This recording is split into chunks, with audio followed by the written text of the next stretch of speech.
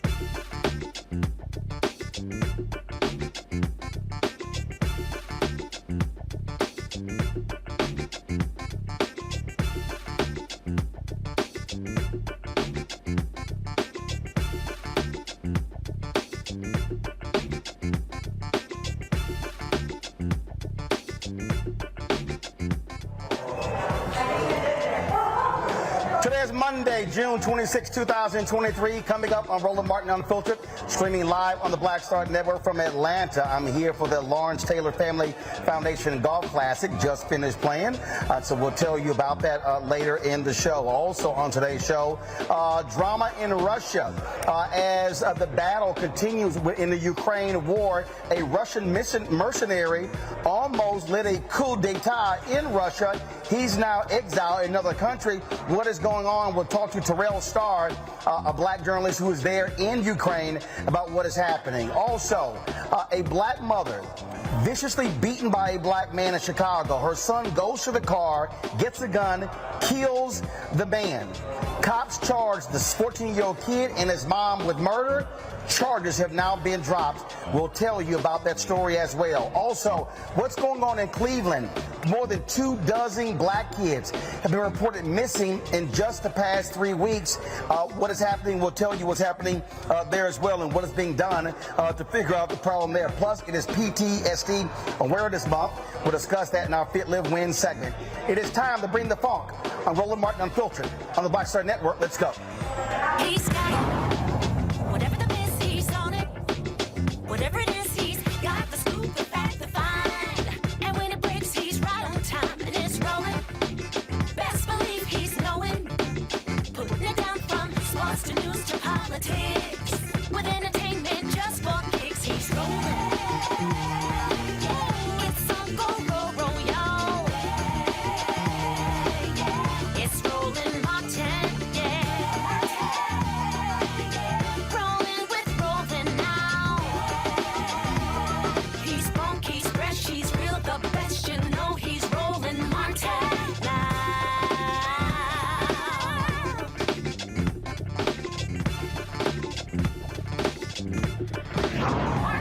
Hey, Anthony, I'm here.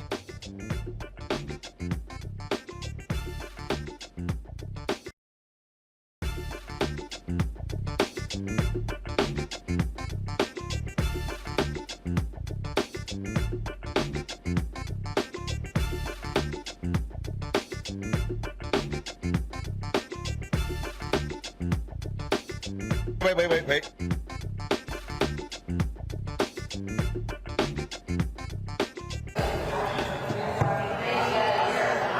Folks, it was a weekend of drama in Russia as one of the mercenaries who's been involved in the war with Ukraine literally was making his way to the Russian capital. A deal was struck. He was not going to be arrested. He now, of course, is now in exile in another country, in Belarus. It was absolutely astounding to watch this unfold in real time. Terrell Starr is an independent journalist. He is actually in Ukraine. He joins us right now. So, Terrell, tell us exactly what the hell happened this weekend where this Russian mercenary who had been fighting for Putin in Ukraine all of a sudden turns on Russia and was threatening to literally march his troops into Moscow.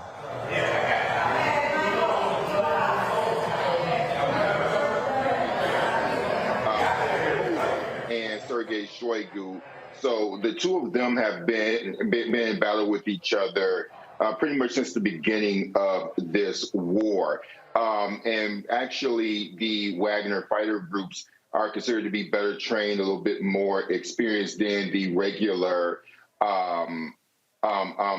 soldier. And so one of the ways in which Yevgozhin has been able to establish himself as a singular player, a power broker in this all, is that Putin really empowered him. And so that's the reason where he comes from that. So actually, Prigozhin really does not have much of a relationship, or he's not connected to the power structure within Russia. And so when he decided to make this push towards Moscow, it was because, and he alleged that the Minister of Defense was essentially trying to trying to weaken him in order to maintain his stature with Putin. So he basically got in the way of their battlefield operations, setting them up. And so he wanted to settle this beef with Shoigu. Now, what I find interesting was that he went thinking that much of the Russian army would back him up, 50% of them. And so one of the reasons why he stopped, one of the reasons why it's reported that he stopped, was that he realized that he overplayed his hand. And so now he basically was trying to find a way out of this deal that didn't make him look bad or feel like he didn't have any, that he lost any power, any positive insight into the Kremlin. And so we really shouldn't be surprised by what's happening in one form or the other, because at the end of the day, Prigozhin operates in Africa. That's where he exploits and extracts wealth from these from these countries. And he believed that, hey, since these countries in Africa share some similarity in values with the Kremlin, I'm used to doing this. I'm used to operating in chaos. But, it was a situation where he overplayed his hand. All right, so there are folks who are watching who might say, how does it impact African Americans? Well, the reality is billions or millions of dollars have been sent to the Ukrainians in their battle against Russia. I've heard people say, oh, this war really has no impact on us. But the fact of the matter, it does have an impact on us, a financial impact, not just on what we're spending, but also this has impacted inflation. This war, this impacts wheat prices. We can go on and on and on. So for anybody who says that this war has no impact on African Americans, that's a lie. And I think that because I think a lot of people see that these quote unquote two white people fighting each other, that it's an issue just between them. And that's actually never have been true. And so you saw this delegation of African leaders come here to Kyiv a few weeks ago, and they were doing so because exactly what you're talking about in regards to wheat prices. But there's also something else that's happening here, is that the prices have gone up for the continent. This is pretty much bad business, and so it doesn't work in the interest of a number of for the continent of Africa if this war continues.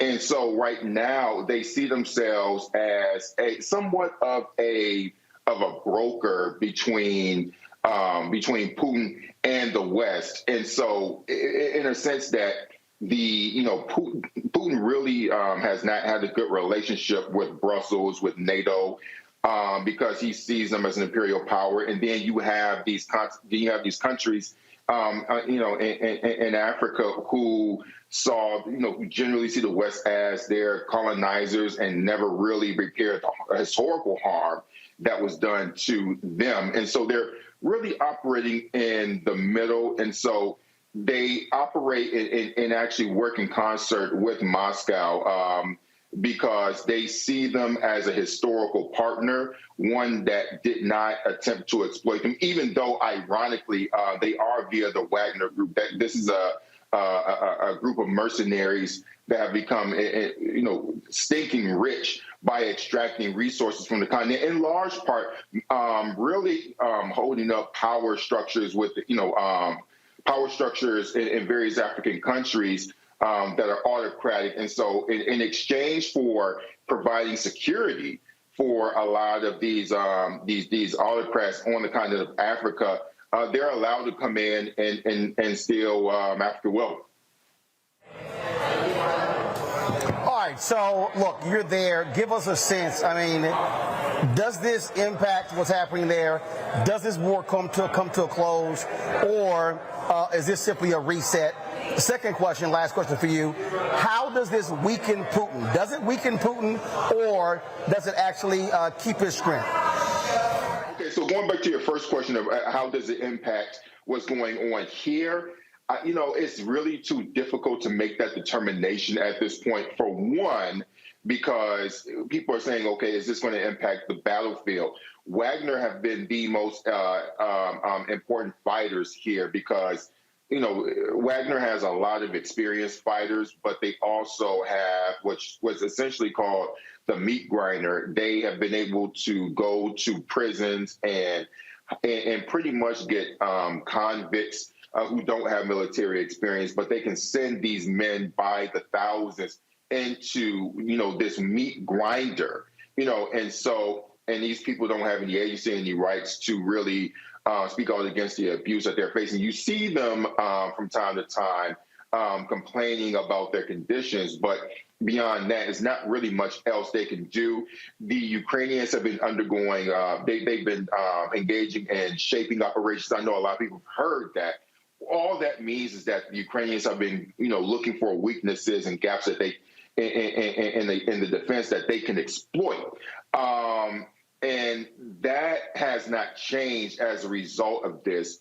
Some of the people that I speak to say that they've seen virtually no difference in the resistance of Wagner while all of this was going down.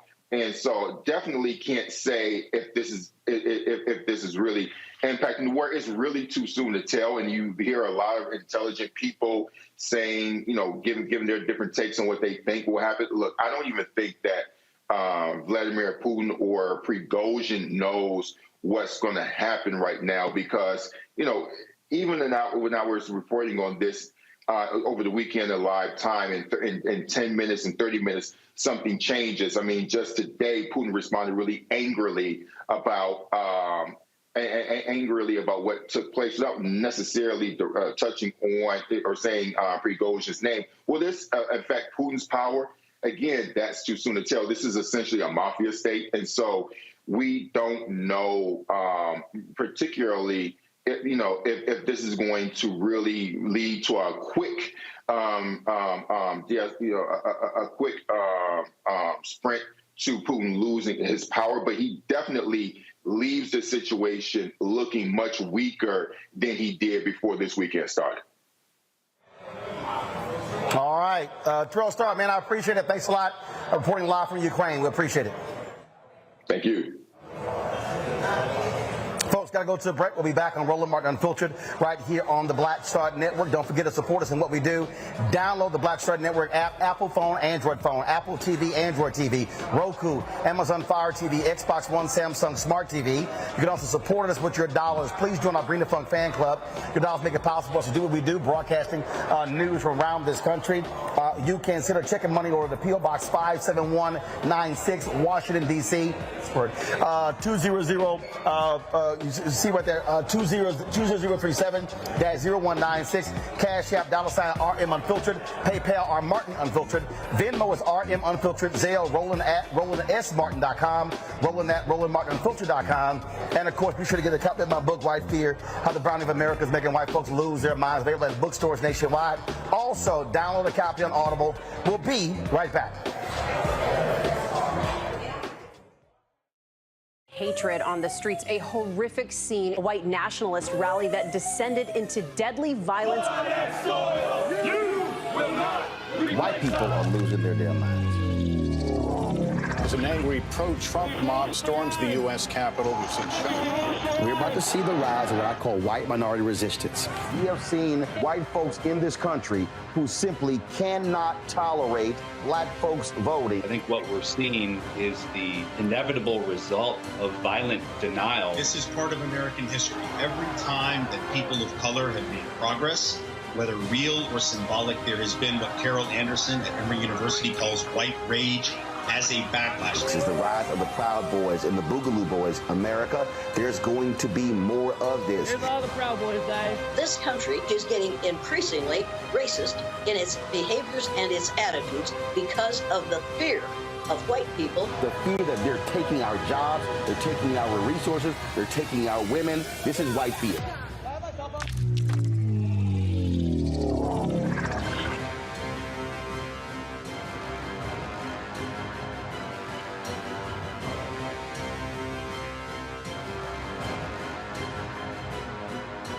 Black Star Network is here.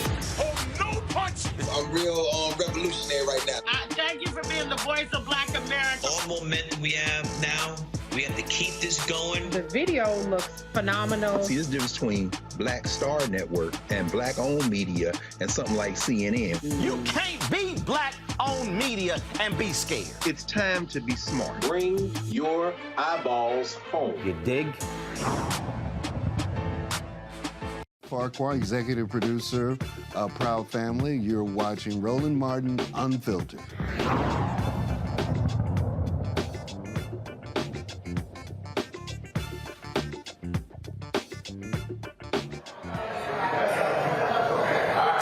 All right, folks, welcome back. Joining me right now, Dr. Julianne Malveaux. She, of course, is the Dean, College of Ethnic Studies at California State University, Los Angeles. Dr. Amakongo Dabinga, Senior Professorial Lecturer, School of International Service, American University out of Washington, D.C. Amakongo, I want to start with you. I made that point to Terrell, and people say, well, how does this Ukraine thing affect us? Well, if you're spending our money, and also what happens there has a direct impact on the world gas prices, wheat prices. And so it's nonsensical for anybody to think that we somehow are not impacted by a war happening between Russia and Ukraine.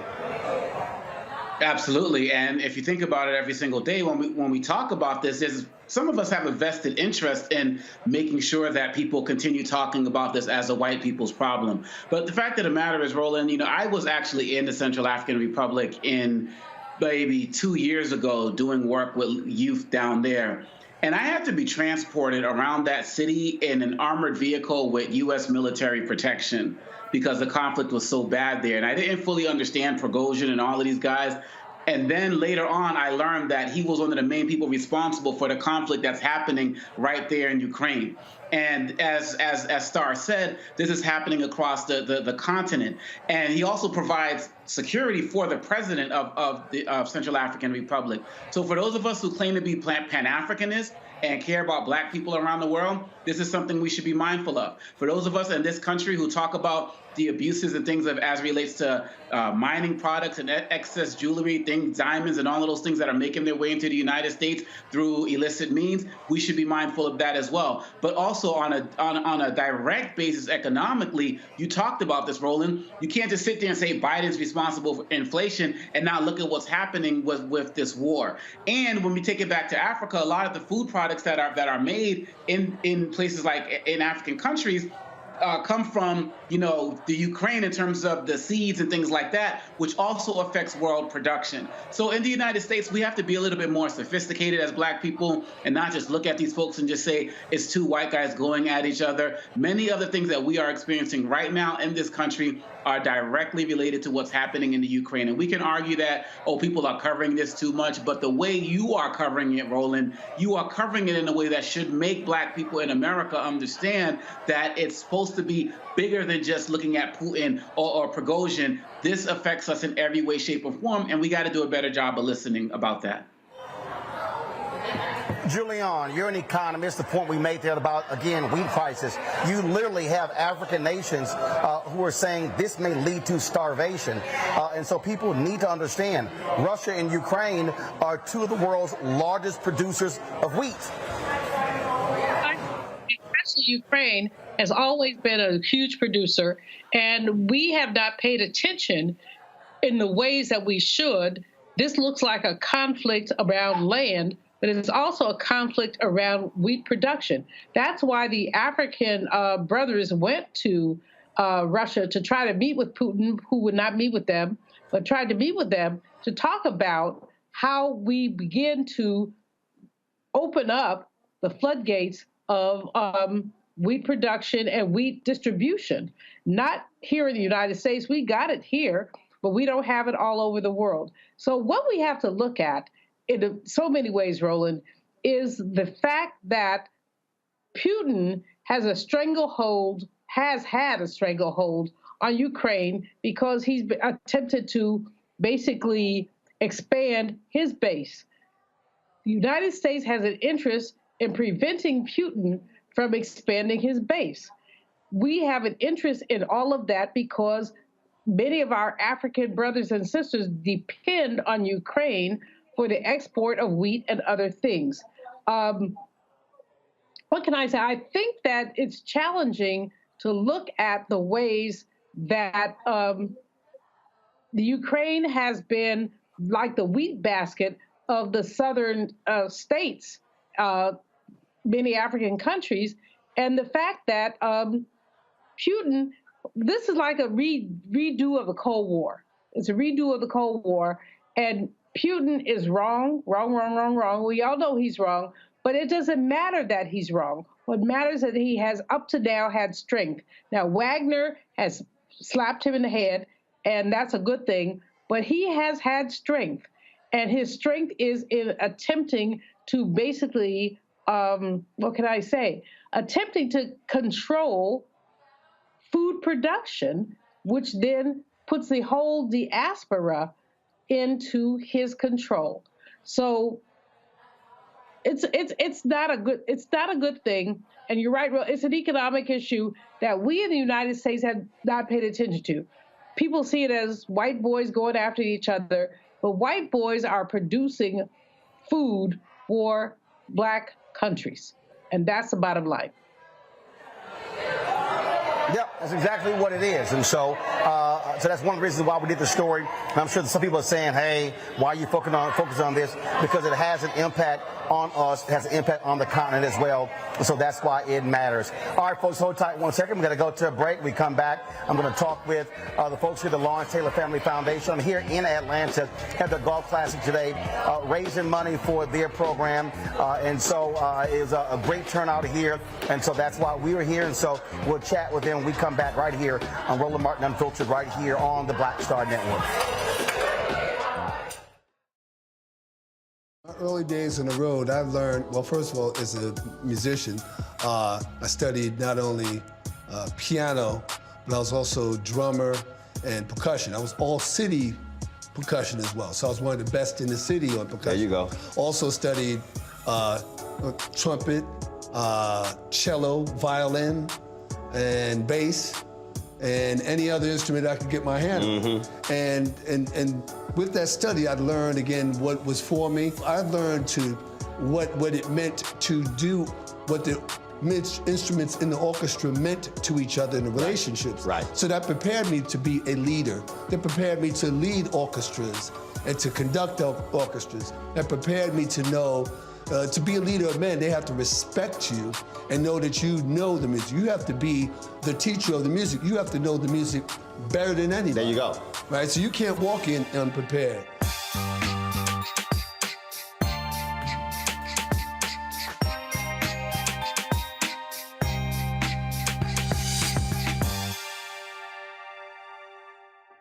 When you talk about blackness and what happens in Black culture, we're about covering these things that matter to us, speaking to our issues and concerns. This is a genuine people-powered movement. There's a lot of stuff that we're not getting. You get it, and you spread the word. We wish to plead our own cause.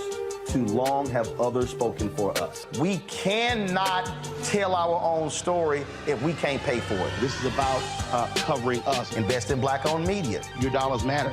We don't have to keep asking them to cover our stuff. So please support us in what we do, folks. We want to hit 2,000 people, $50 this month, raise $100,000. We're behind $100,000, so we want to hit that. Y'all money makes this possible. Checks and money orders go to P.O. Box 57196, Washington, D.C. 20037-0196. The Cash App is $RM Unfiltered. PayPal is R Martin Unfiltered. Venmo is RM Unfiltered. Zelle is Roland at RolandSMartin.com. Hey, it's John Murray, the executive producer of the new Sherry Shepherd Talk Show. You're watching Roland Martin Unfiltered.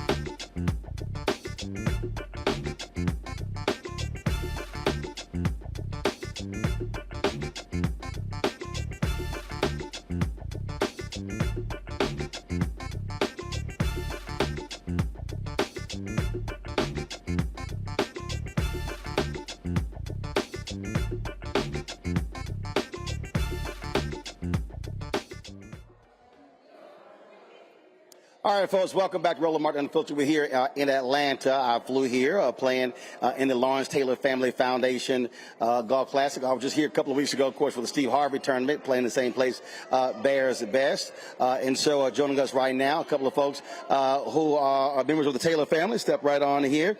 We have Tanisha. She is the co-founder. Then Whitney. She is the COO. How y'all doing? We're doing great. So excited to be here. I got you. You can relax. I got you. We're doing great. Thank you so much for your time. Thank you for coming out today, and thank you for helping us raise money for an awesome cause. All right, so for the folks who don't know what the foundation does, what do they do? We do a lot of things. We focus on health and wellness. We focus on mental health, sports and mentorship, and we do summer camps, we do programs, and we basically serve the community. Our big thing is adding value where we are. Gotcha. And so how long has the foundation been going on, and then how many young folks have come through the program? This will be our third year. We started during COVID. Since then, we've done over 10,000 meals. We've served over 750 students. We've raised hundreds of thousands of dollars, and we're just excited to continue to keep doing the work. Now, you do the golf tournament. What else? What other events do you have throughout the course of the year? We have the Lawrence Taylor Fundamental Football Camp, which we did on Saturday. It was great. We served over 200, almost 300 children. So we do that throughout the course of the year. There's an after-school program.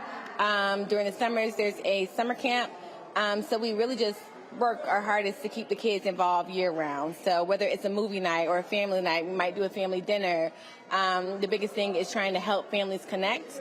So we just kind of meet them where they are. So whatever month it is, that's what we're doing. We do skate nights. We just try to keep the kids involved in all aspects. And obviously, you got a lot of people come out, for the golf tournament. A number of folks who played in the NFL. Also had some NBA players in there too. Absolutely. We had a really great turnout. Thank you to Eddie George, Dale Ellis, Neil Smith, Nick Van Axel, Ricky Jackson, Takia Spikes, Roland Martin. Brian Jordan. I'm trying to remember everybody. It's so many, but we're so thankful for everyone who took the time to come out and spend their day with us on the course. One of the things that, we've done in the past, we did a philanthropic show from NBA All-Star Game. And people were going, well, like, why would you do that kind of show? And folks not realizing how many players, how many former players still have foundations and still doing a number of things that take place in the community that many people have no idea even exist. Right. And that was one of the biggest things for us. We didn't, just being inside of it, we did not really understand how big of an impact our Father's name really still has. I think now that our younger children are in school and these kids are still responding and they know who their grandfather is, and wow, our kids might go with a camp t-shirt from 2 years ago and the kids are still like, how do you know LT? And we're like, how do you know LT? That's the real question. So really, that was a big surprise for us to know, wow, his name really still means something. And that was one of the biggest drivers to try to go ahead and build off that legacy and push it forward beyond just football, just to say that we're here to serve. So my biggest thing is I just am happy to be here. I'm sorry. I'm sorry. That's all I got right now. Well, you kind of got to be here. I do. It's been a long 3 days, and I'm so excited to be here at the end because that means we did it, right? People literally for the last 3 days have showed up for us, not just because of who our father was, but for who he is today. His name still rings bells, and it still is making an impact, not on the field anymore, but off the field. And so we have had the football clinic, we had our cocktail reception yesterday, we had our golf today, and we're just excited to know that God chose us to continue the legacy of something that started on the field. One of the things that I think we talk about the camp, and so you say you had a couple hundred folks there? Mm-hmm. Yes, we had a couple hundred students, and which is really big because we took a break because of COVID. This is something that started out. It was, of course, my sister's brainchild. And the first couple of camps were in Hackensack. The football camp was your brainchild, the foundation? I am the foundation. I'm not even going to lie to you. this is my baby, this is my passion, and then we all found different areas that we add value in. So she's a really big communicator, so she's really big on programs and development and curriculum and things of that nature, but I just love the youth. I love being in it. I love being a part of it. I love developing what we're doing and setting the vision for where we're going. So, I mean, we all were, and then our younger sister, she does the financing, so we all kind of found a way to take the different things that make us who we are to build up the foundation. So, okay. Both of y'all in frame. Now, before she did that, you were saying. What was that? You were talking about you talking about the camp, right? Hackensack. Right. So yeah, we served a couple hundred children, which is really big because we took a break for COVID. That's what I was saying. But we started out. We took the camp to Hackensack, New Jersey first because we felt like New York, the name is big, but it became a little bit burdensome, being that everybody lives in the South, and we moved to South, and we've been really excited that people have really responded to his name down here, which goes back to what I was saying, like really not understanding the impact that he has. We thought it was like a New York thing, but we brought it here. People responded. We had to break down for COVID, but we brought it back. This is our first year back since then, and the people showed up. And so they were really excited. They loved it. We got a lot of good feedback from it. We feed the kids lunch. Breakfast. We started with breakfast. We sent them home with lunch. They had a mentoring session before they got started. So we really tried to pour into them in a short amount of time. And that's one of the programs that we really want to build. We really want to do it more often. So that's why things like this are important, so that we can be able to support those kind of programs. We did a 7-on-7 this year. This was our first one. That was dope. We brought out 6 different schools from across Atlanta, and they did their thing, and it was awesome. So we look forward to it continuing to grow.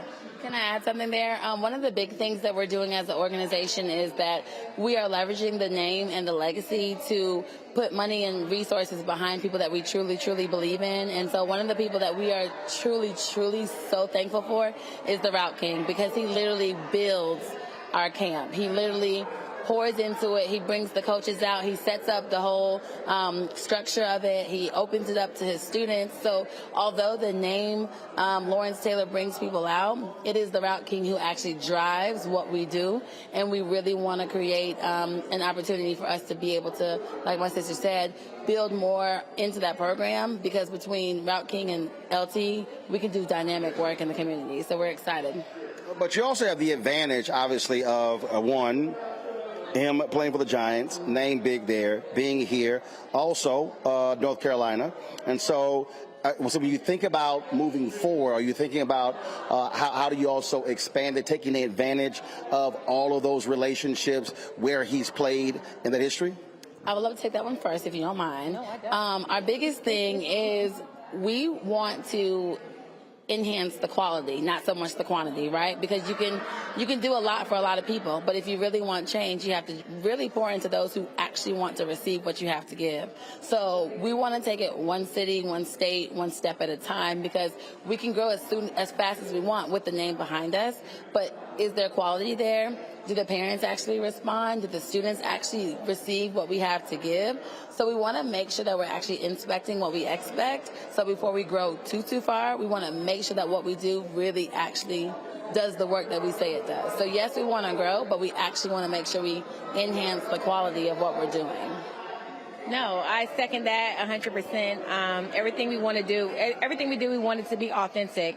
We want it to be authentic to who we are, what's going on in the moment. So we're going to respond as the moment responds to us. So she's absolutely right. So the other question I have, because we're waiting on LT. I think he's doing an interview, so hopefully he'll be with us soon. So the other question I have, whose idea was it to pair me with some Kappas? I need y'all to understand, I roll up, and they got me in a group, and there's 4 Kappas.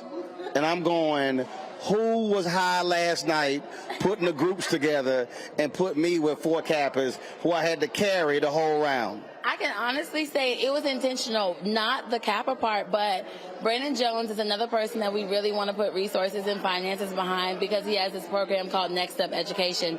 So he's bringing information about how to teach our students how to get access to scholarships, how to get access to Next Step Education. So we thought it would be an awesome opportunity for them to be able to tell their story, what they have going on with you. Now the whole... They ain't mentioned none of that.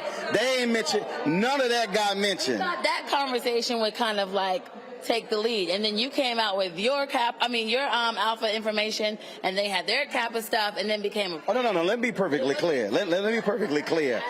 No. My alpha stuff's completely superseded all their stuff. With bag, shoes. Your daddy is. You got to remember who your daddy is, you know? So it was a whole thing. But most importantly, we felt like they have a story to tell that can help us to continue to further what we're trying to do because we want to bring resources to the community. I don't know what single thing that put me with them, all them Kappas. So you're the perfect person. Y'all, seriously, they put me with 4 Kappas. And I had to carry them the whole round. Oh, trust me, they were using my shot most of the time, as Kappas always do. They always have to follow alphas. That's how we do it. You got two little Kappas over there right now. Two Lil Kappas. Lil, Lil. That's right. All right. So what's next? All right. So besides getting some rest down, what's next for y'all? What's next? Oh, it's about the world is our oyster, you know. And so now that we see that people respond to what we have to offer, the goal is to figure out who we really want to do business with and who wants to do business with us. You know, we know what we have. We know what we have to offer. So we have more programming coming out. We have more events taking place, and we have more relationships to build because the work only starts here. But getting up tomorrow and continuing to do it is what, you know, is the most important part. Yep. That's the biggest thing, I think, moving forward this year, being intentional and really building relationships. We don't want it to be next year that we see everybody. We don't want it to be, you know, we don't want all that time to pass and they don't hear from us and we don't hear from them. We really put a lot of thought into the people that we brought out. And so we really want to nurture those relationships. Like she said, the work continues on the ground, but we want to make sure that the work is continuing in the back office, and we're making sure we're connecting with everybody and bringing more. Okay, period. Yeah, we out here. What's up? And so I'm gonna tell you how real black they are. So I get an email last night. Hey, can you say a couple of things tomorrow and, you know, sort of encourage people to give? Oh, I ain't got a problem getting money. And don't, next year. Look, we're going to talk about this. Just in case. I raised a quick 15,000. It may have been less than 10 minutes. Yeah, no, maybe less than 3 minutes. 7 minutes. Yeah, for sure. 7 on the outside, but that was epic. Yep. We're going to book you next year. So you said we connected by email.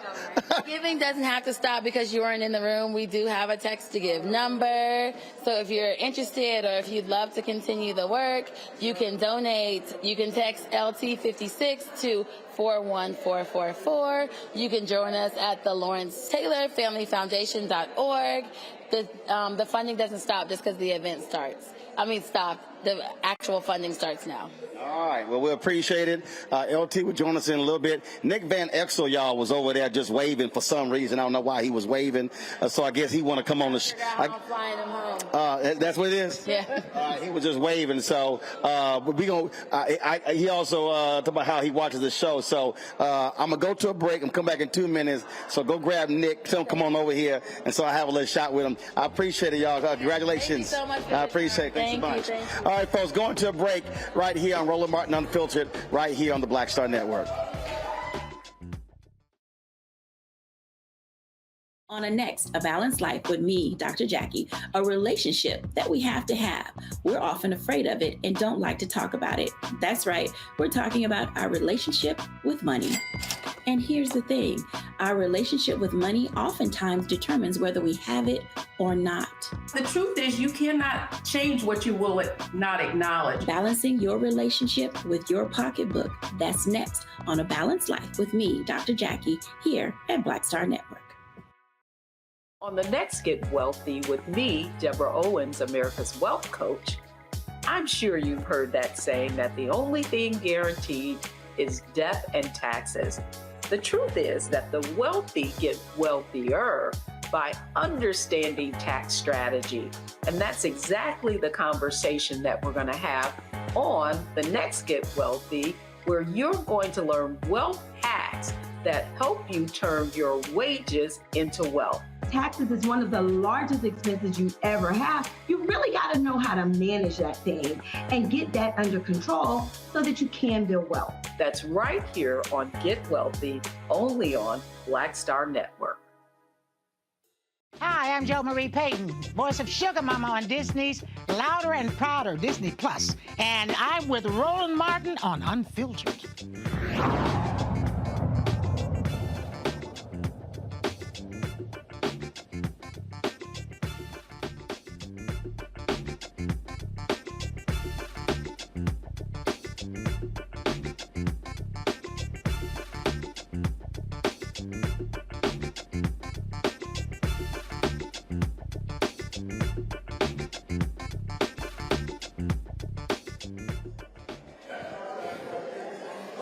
All right, folks, welcome back to Roland Martin Unfiltered. Nick Van Exel, former NBA star, joins us. He was out here playing golf, enjoying himself. How you do today? I showed up, had fun. It was a great event. So first of all, when they start with a sigh, you already know it was coming. I had fun. I hit the ball good. Hit the ball bad. I hit the ball good, hit the ball bad, but I had fun. Okay, that's always a good thing. Plus, luckily after the storm last night, so folks need to understand a massive thunderstorm came through in Atlanta. I mean, I got here 5 hours late. People were stranded in the airport last night, but turned out to be an absolutely gorgeous day today here in Atlanta. Yeah, I mean, I got in Friday. It's raining a lot. We came out here yesterday actually and played, tested course out. I whooped LT butt. He didn't tell nobody, but I whooped his butt yesterday. But the event was great. Like, everybody was just having fun.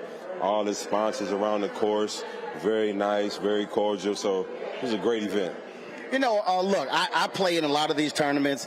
George Lopez, Anthony Anderson, Seth the Entertainer, Jeffrey Osborne, Emmitt Smith. I'm trying to think. I got Chris Tucker back here. And a lot of people really don't understand, one, it's always a great time, but literally hundreds of thousands and millions of dollars are being raised. And for many of them, there's a direct impact on black kids.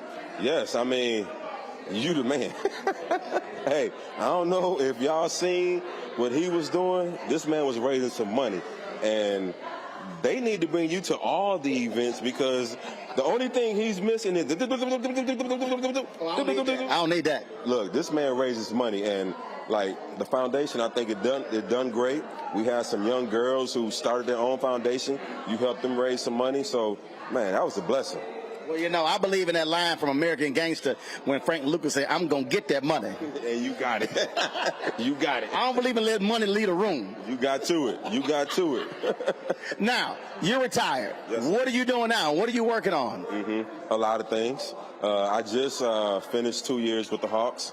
They fired me after they let Nate, who am I thinking about? The head coach. Nate McMillan, my man. Nate McMillan, I had a few drinks tonight. It's okay. But Nate McMillan had got fired, and most of the time when that happens, you pretty much know what's about to happen after that. So right now, I'm just chilling. I'm doing a lot of stuff on the side.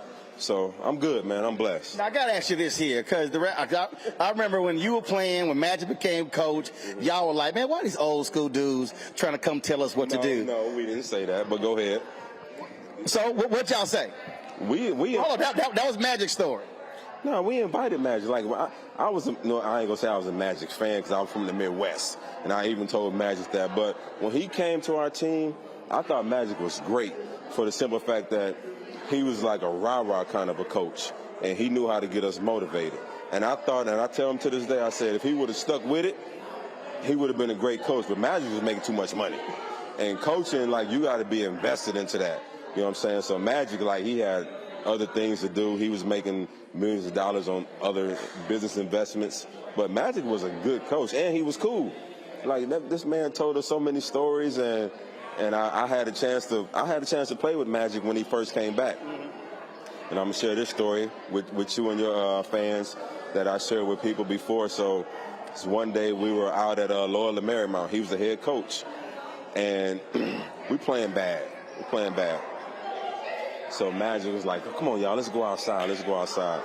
So we looking like everybody looking around. So we go outside, and he telling us, "Take some deep breaths." So we like, deep breaths? No. Take some deep breaths. So now we like. So he's like, yeah, that LA air smell good, don't it? It's fresh air. It's like, some of y'all, that's going to be y'all last breath out here, because some of y'all going to be up out of here. And we was like, whoa. And then as soon as he said that, now let's go practice. We was like, oh, we done. That was one of my greatest Magic stories as a coach. Now, what often happens again when you're a player, then you got coaches, and you're like, look, I want to ball the way I ball. Mm-hmm. But now that you're a coach, do you tend to hear yourself saying stuff that coaches were saying to you, and you're like, I ain't trying to hear that, and now you trying to explain to this generation how to get it done? Oh, man, like, true story. So, like, my coaches that I had, college, Bobby Huggins, who I love to death, Dale Harris, Dan Issel, John Lucas, like, the coaches that coach me, I apologize to them. Roland, I promise to God. Like, when I seen them again, when I started coaching, my bad. I apologize, because I get it now. I get what they were saying, but at the time, I'm caught up in the moment. I'm caught up in, I can do this, I can do that. But look, man, it's a team game, and the coach has the way he wants to coach, his vision. But also, he sees stuff that you don't necessarily see as a player. Sure. And if you listen to, look, it's no different in my business. You could say, no, I want to do it this way. It's like, no, I see around the corner. You just seeing what's right in front of you. That's their vision.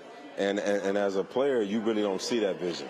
You know what I'm saying? You see it differently. It could be right, it could be wrong, but no matter what, it has to be the coach's vision.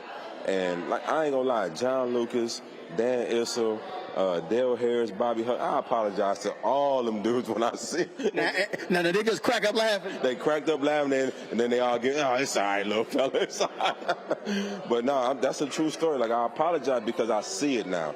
I see it, and you see things differently than a player sees it, because like, if you watching film with a player now, and they say, yeah, I watched the game last night, they're not watching what we watching.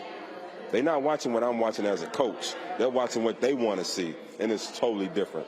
Which is also, I think, the difference between when you have players who they say are essentially player coaches. Mm-hmm. So when you take a Bill Russell, who was actually a player coach, when you look at a Larry Bird, when you look at a Magic Johnson, when you look at LeBron James, I mean, they literally are seeing all five positions and operating as a coach on the court. And the smart person is like, I want to listen to this dude. Yeah, and it's, I would say in this league, this era now, it's not a lot of those.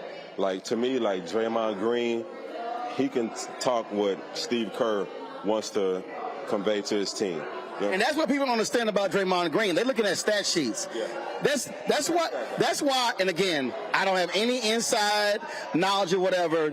They gave Jordan Poole a whole bunch of money. After 1 year, they shipped him out. And people were like, oh, this Draymond is next. No.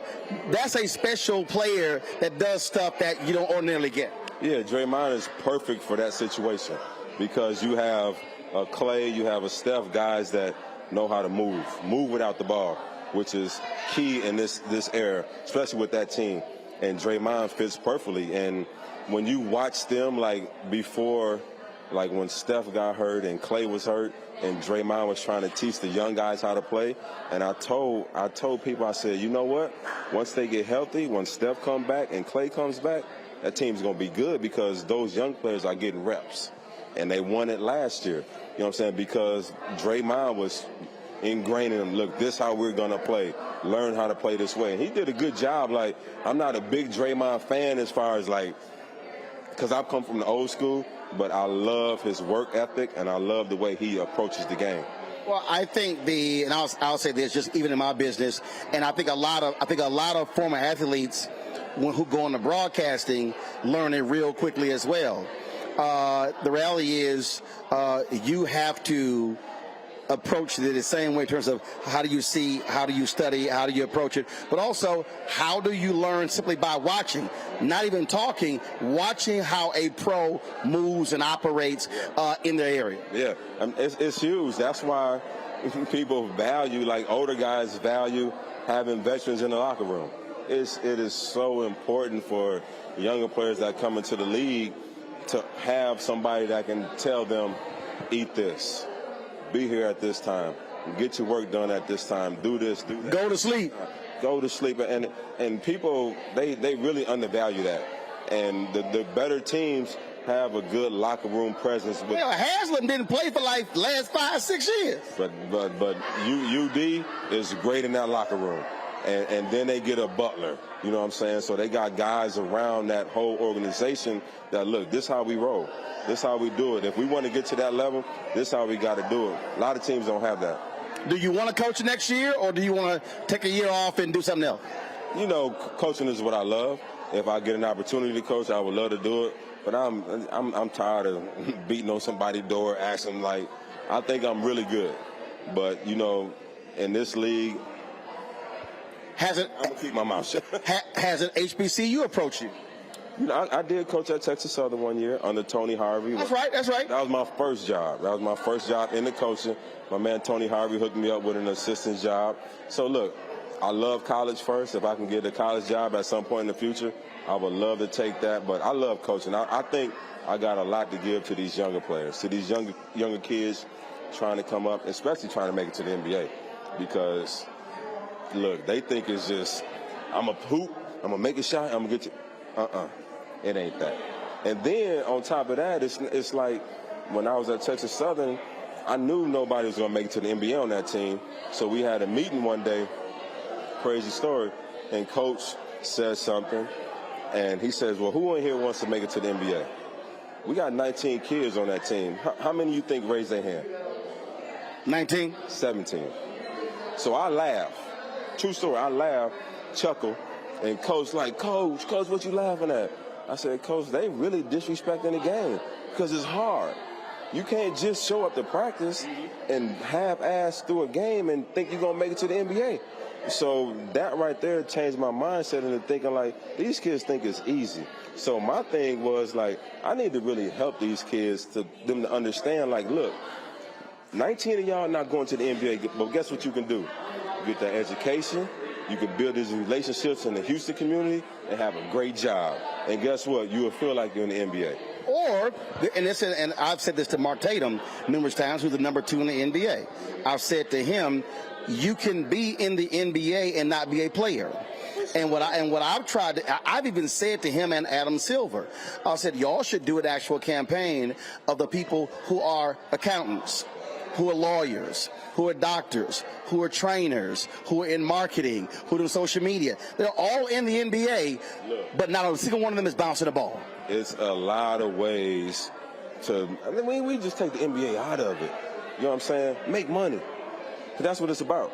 If you get your education and you meet the right people, you can make money. It ain't got to be with the NBA, the NFL, the MLB. You can be in the city. You know what I'm saying? And that's the important thing that I think a lot of these kids need to understand.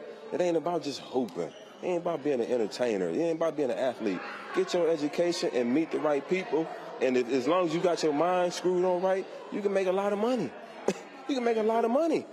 Very true. Because I ain't bouncing no damn basketball, and I've been paid.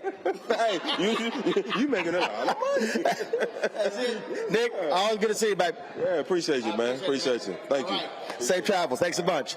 All right, folks, got to go to a break. Hopefully, we'll chat with Lawrence Taylor in a little bit, of course, in high demand. In the next hour, we'll talk about this case out of Cleveland. Some 20-plus kids have come up missing in the last 3 weeks. What the hell's going on in Cleveland? That is in the next hour, right here on Roland Martin Unfiltered on the Black Star Network, live from Atlanta at the Lawrence Taylor Family Foundation Golf Classic here in the ATL. Back in a moment. Up next on The Frequency with me, Dee Barnes. She's known as the Angela Davis of hip-hop. Monet Smith, better known as Medusa, the gangsta goddess, the undisputed queen of West Coast underground hip-hop. Pop locking is really what indoctrinated me in hip-hop. I don't even think I realized it was hip-hop at that time. Right. You know, it was a happening. It was a moment of release. We're going to be getting into her career, knowing her whole story, and breaking down all the elements of hip-hop. This week on The Frequency, only on the Black Star Network. Next on the Black Table with me, Greg Carr. Succession. We're hearing that word pop up a lot these days as our country continues to fracture and divide. But did you know that that idea, essentially a breaking up of the USA, has been part of the public debate since long before and long after the Civil War, right up to today? On our next show, you'll meet Richard Crichton, the author of this book, who says breaking up this great experiment called America might not be such a bad thing. That's on the next Black Table, right here on the Black Star Network. Hi, my name is Freddie Ricks. I'm from Houston, Texas. My name is Sharon Williams. I'm from Dallas, Texas. Right now, I'm rolling with Roland Martin, unfiltered, uncut, unplugged, and undamn believable. You hear me?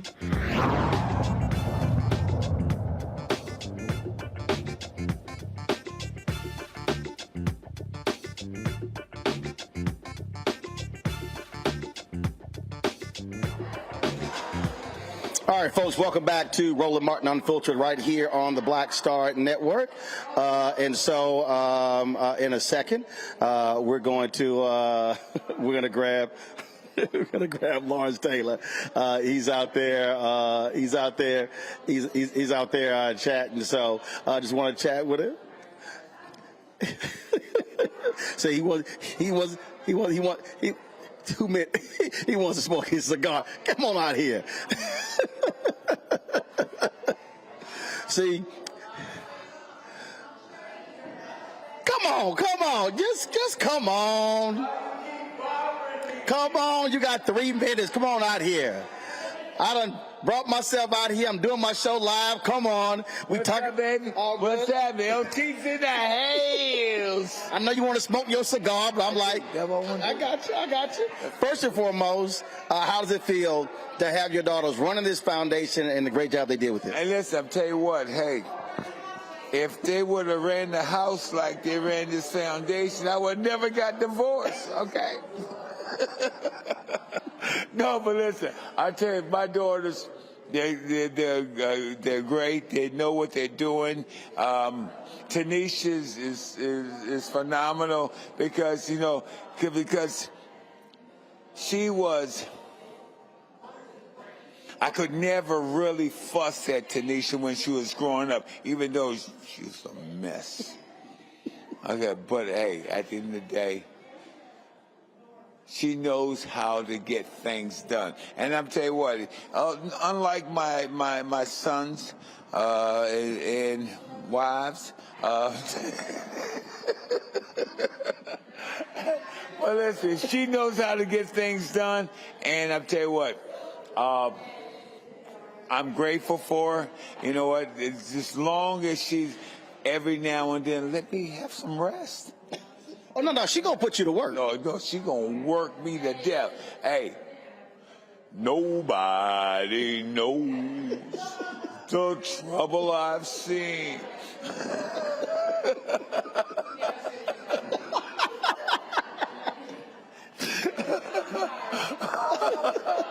No, but listen, she has surrounded herself with some really interesting people. And I tell you what, and they work hard and try to give her what she envisions. You know what? And that's great. I mean, her mama doesn't really help her, so. Just petty.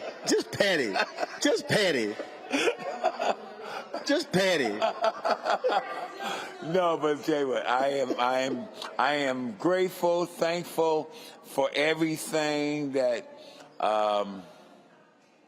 the world of football has given me. I mean, tell you what, guys, I remember sitting, when I was 13, 14 years old, that where am I going from here?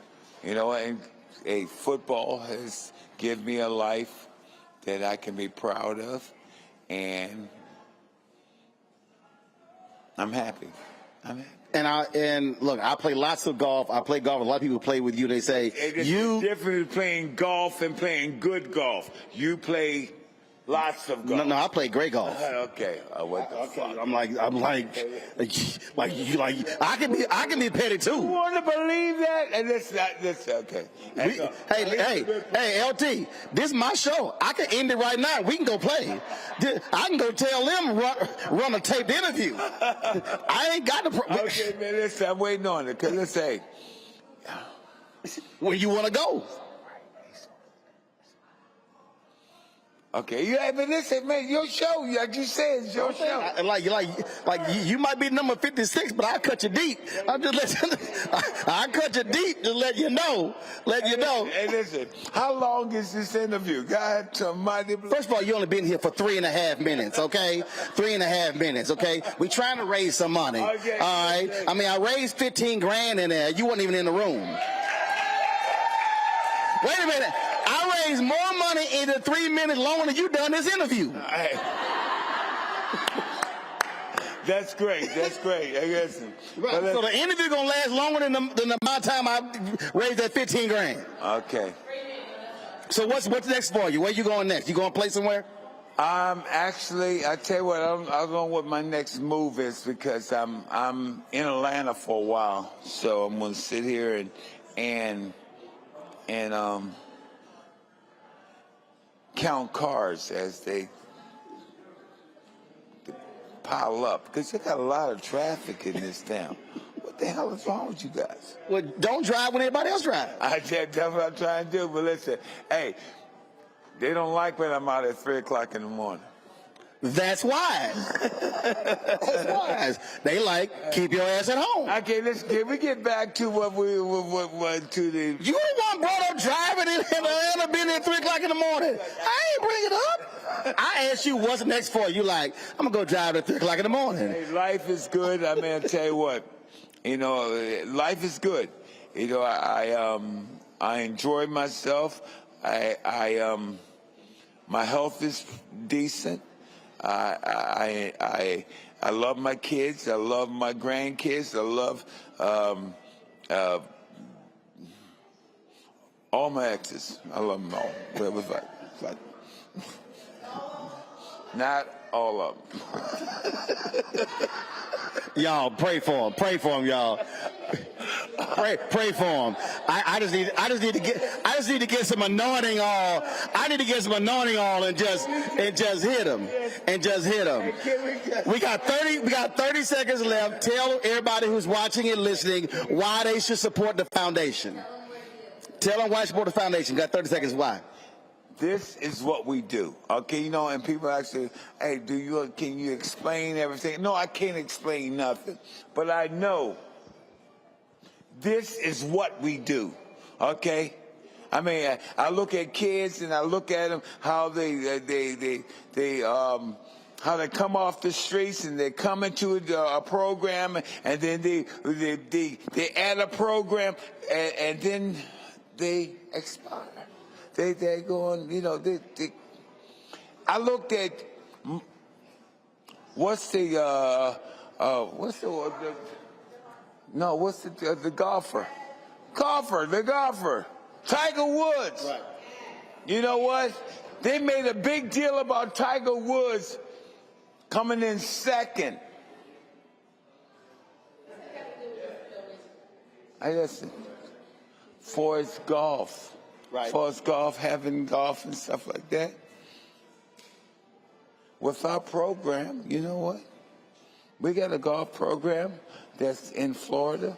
We got a program that's in Atlanta, Shoot. So you might be creating the next Tiger Woods. We better than Tiger Woods. Okay. That mean your program that bad, huh? That kid, they're gonna grow up to be something special. All right. They're gonna grow up to be something special. All right. Something special. That kid, that kid, and that kid. All right. Lawrence Taylor, I enjoy coming out, man. Now you can go back and enjoy your cigar. And listen, and if you keep on doing interviews, you're gonna turn out to be something special.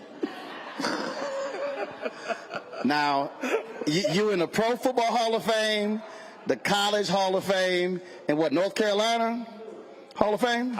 Listen. No. I just want to let you, because I just want to let you know, you in 3 Hall of Fame. Every avenue, my name has been retired. I understand. You in 3 Hall of Fames, so am I. Ooh. Yes, I am. What, hockey?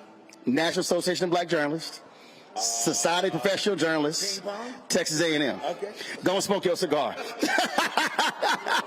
Yo, that's Lawrence Taylor. I appreciate it. Good chatting with him.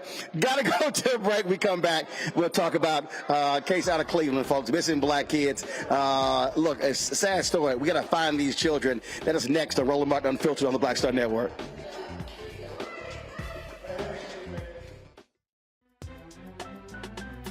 I'm Faraji Muhammad, live from LA. And this is The Culture. The Culture is a two-way conversation. You and me. We talk about the stories, politics, the good, the bad, and the downright ugly. So join our community every day at 3 p.m. Eastern and let your voice be heard. Hey, we're all in this together. So let's talk about it and see what kind of trouble we can get into. It's The Culture. Weekdays at 3, only on the Black Star Network. Hatred on the streets, a horrific scene, a white nationalist rally that descended into deadly violence. White people are losing their damn minds.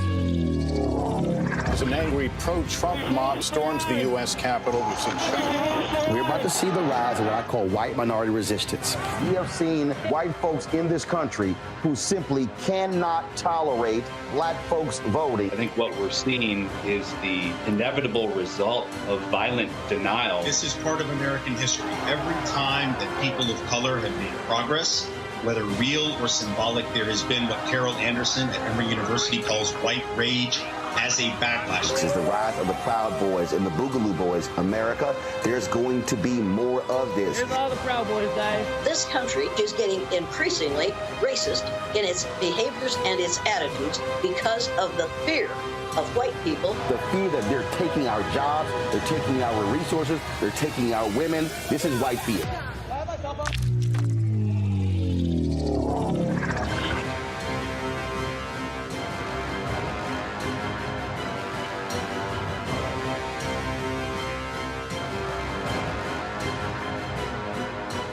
When you talk about blackness and what happens in black culture, we're about covering these things that matter to us, speaking to our issues and concerns. This is a genuine people-powered movement. There's a lot of stuff that we're not getting. You get it, and you spread the word. We wish to plead our own cause.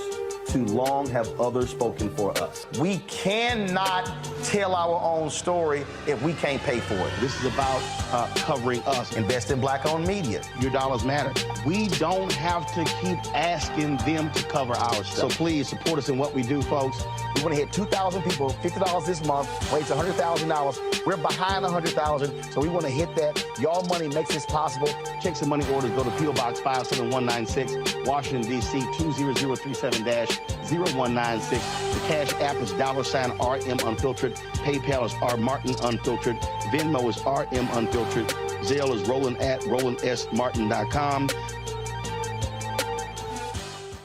My name is Lena Charles, and I'm from Opelousas, Louisiana. Yes, That is Zydeco capital of the world. My name is Margaret Chappelle. I'm from Dallas, Texas, representing the Urban Trivia Game. It's me, Sherry Shepherd, and you know what you watch. Roland Martin on Unfiltered.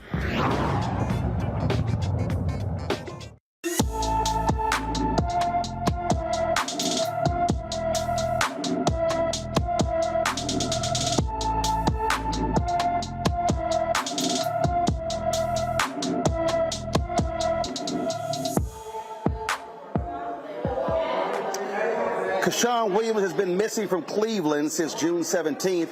The 15-year-old is 5 feet 5 inches tall, weighs 120 pounds, with black hair and brown eyes. Kyshawn was last seen wearing a cream-colored jogging suit with white and blue lettering and gray Nike Jordan tennis shoes.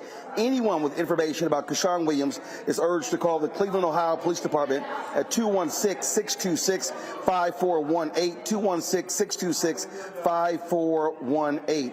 Now, Kyshawn is one of a number of missing black children in Cleveland. Social media is claiming upwards of 30-plus children are missing. The police chief of Cleveland spoke to this issue.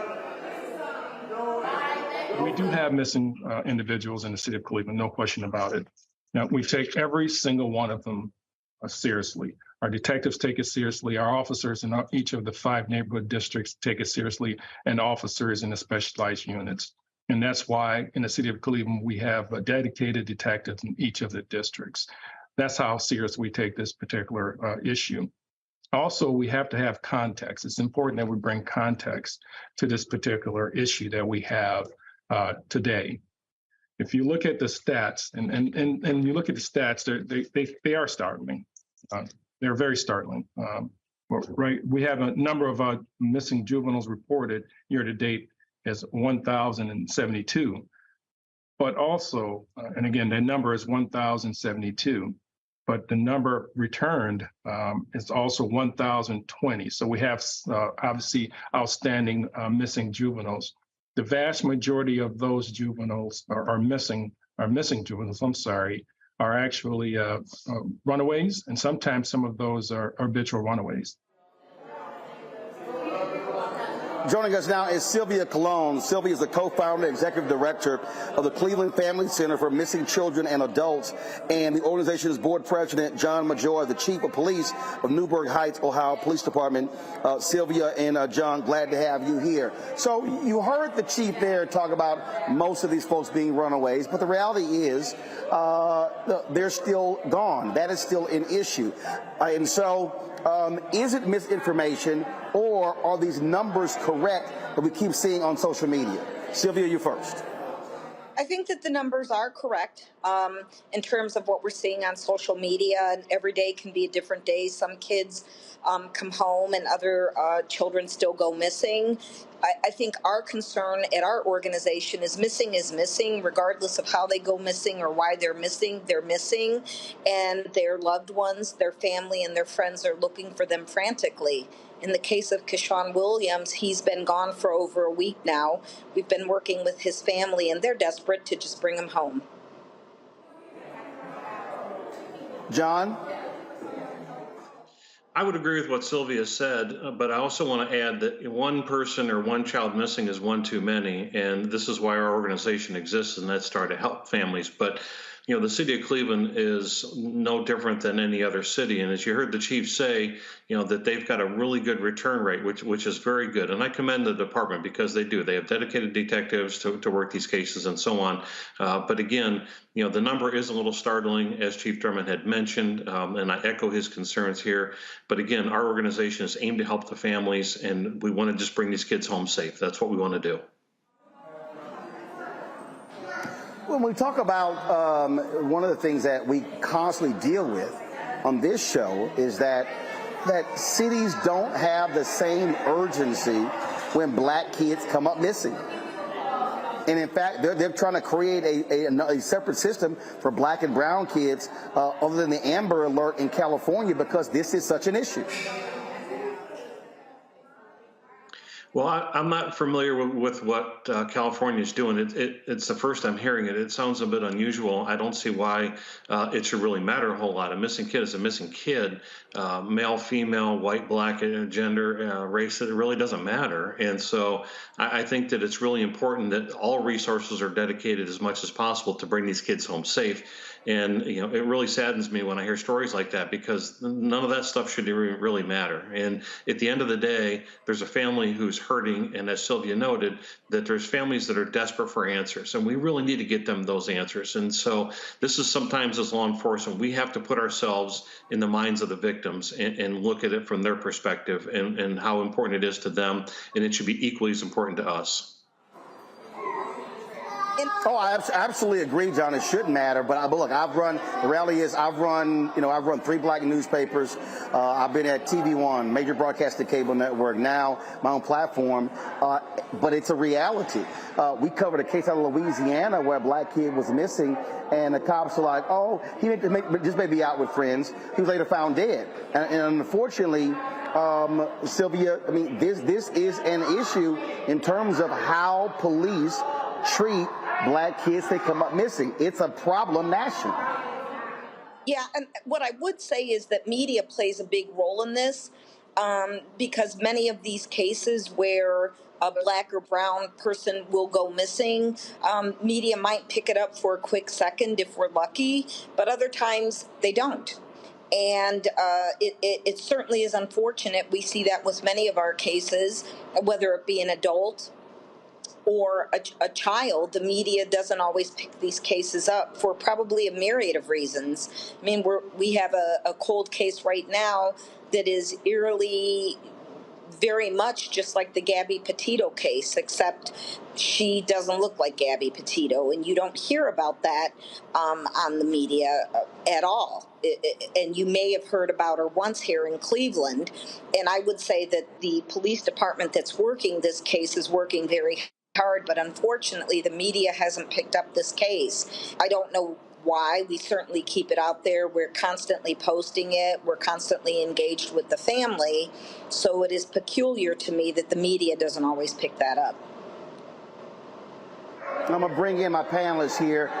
Julianne, question for our guest. I'm really puzzled by the preponderance of what's happening in Cleveland. It's happening all over the place, but this seems to be just a lot. What's different about Cleveland than, let's say, Los Angeles or New York or Washington, D.C.? What particular factors are making this such an acute situation?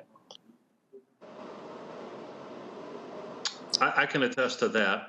And I think that the best answer to share with you is that our organization is Cleveland Missing, clevelandmissing.org, is a one-of-a-kind in the whole entire country. There's no other organization that exists like ours. And it was founded by Sylvia Colon, who's with us tonight, and Gina DeJesus. And Gina was one of the victims of the Cleveland kidnappings and held against her will for nearly 10 years. And during her captivity, Sylvia was the family spokesperson. And this whole awareness was brought forth by one of our board members, who's also a member of the Cleveland media, with Dan DeRose on WOIO Channel 19. And he's the one that first brought it to our attention. And I give him props for that, because if you go to any other major city, odds are you're going to find a very similar number depending on the population. And so while this may look unfavorable for the city of Cleveland, we need to look at this through just a little bit different lens. And that is that look at the awareness that we have created towards missing persons, and the awareness and the heightened and elevated thinking that we've generated for people. So unfortunately, we've had cases in the media where they're saying kids are vanishing and things like that, which is a little bit sensationalized in my opinion. There's not flying saucers coming down and picking up kids off the street. As Chief Drummond had noted, the majority of these are runaways. And so we really need to bring attention to that. Now, in the case of Keyshawn Williams, this is an active Amber Alert, and this Amber Alert has been active for over 48 hours, which is really long, and we really want to try to bring him home. But at the end of the day, I don't think it's really fair to just point out that this is a Cleveland problem. This is a much bigger problem than just Cleveland. And really what we want to do is we want to tell the public, listen, you are the biggest biggest asset to law enforcement, and that is that when you see something, you say something. No matter what the tip is, no matter how big or how small, please share it with law enforcement, because that one little tip might be the big one that's going to bring a kid home safely. And this is why we need your help. Roland, if I could just get a quick follow-up. Your question. Yeah, go ahead. What's the evidence that they've run away? I mean, there are young runaways, but it seems to me that there's something else going on. And I think it's really easy to just say, oh, they ran away, without looking at what's the evidence that they've run away. Well, make no mistake, just because they're classified as runaways does not mean that it's being discounted by any stretch of the imagination. And it's a very good question to ask, and I applaud it, because the evidence is basically what the family gives to law enforcement. And depending on what that is will depend on how law enforcement will classify it. But you also have to understand that there are juvenile and youth centers in Cleveland and in Cuyahoga County alone where kids can walk away from there, and the workers there are not allowed to detain them. And so, that would be classified as a runaway. Or if they have habitual runaway status, if they've run away before but yet come back. And so, but make no mistake, these are not being discounted by any stretch of the imagination. Missing is missing no matter what, whether it's a runaway or just situations unknown. And in Gina's case, it was a situation unknown because she was abducted, but there was no physical evidence to show that. And at first they thought that she was a runaway, but she really wasn't a runaway. She was taken against her will. And so, again, this is why none of these cases can be discounted. And so Cleveland is not doing that. And as you heard the chief say, they're dedicating resources to it, and I commend them for that. Omakongo. One of the questions I had for you, Ms. Colon, is are you seeing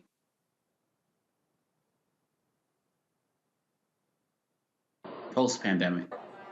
I'm sorry, you cut out. I didn't hear the question. I was wondering if you were seeing increases in people who are considered runaways or otherwise described pre-pandemic and post-pandemic. Is there an increase with maybe lack of resources, programs shutting down, and other issues like that? I think that certainly I don't know that there's an increase. I would tell you that in the city of Cleveland, when we talked to detectives during the pandemic, there was actually an increase in adults that went missing.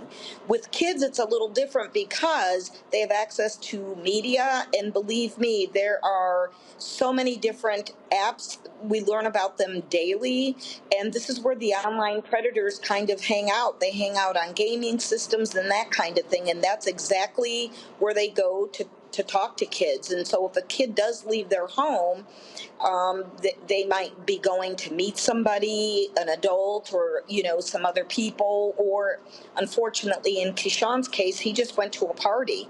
And beyond that, we don't really know what happened after that. There's a lot of conjecture, but again, it's still an active case and an active Amber Alert. But with online gaming systems and that kind of stuff, kids are they're being primed for it. All right, then. Well, look, we hope that the folks that are missing in Cleveland are going to be found. Again, those families are indeed pain not having their children. And so we thank you for the work that you do, Sylvia and John, as well. Thanks so much. Thank you.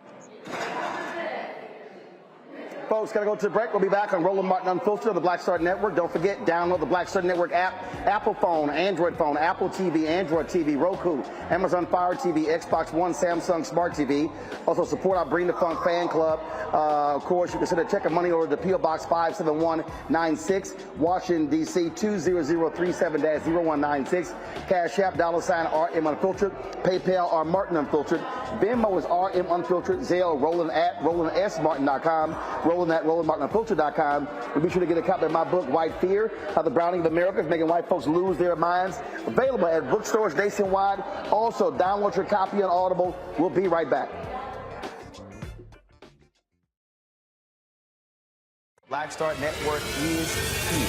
Oh, no punch! I'm real revolutionary right now. Thank you for being the voice of Black America. All momentum we have now We have to keep this going. The video looks phenomenal. See, there's a difference between Black Star Network and Black-owned media and something like CNN. You can't be Black-owned media and be scared. It's time to be smart. Bring your eyeballs home. You dig? My early days on the road, I learned, well, first of all, as a musician, I studied not only piano, but I was also drummer and percussion. I was all city percussion as well. So I was one of the best in the city on percussion. There you go. Also studied trumpet, cello, violin, and bass, and any other instrument I could get my hand on. And with that study, I'd learned again what was for me. I learned what it meant to do what the instruments in the orchestra meant to each other in the relationships. Right. So that prepared me to be a leader. That prepared me to lead orchestras and to conduct orchestras. That prepared me to know, to be a leader of men, they have to respect you and know that you know the music. You have to be the teacher of the music. You have to know the music better than anybody. There you go. Right, so you can't walk in unprepared.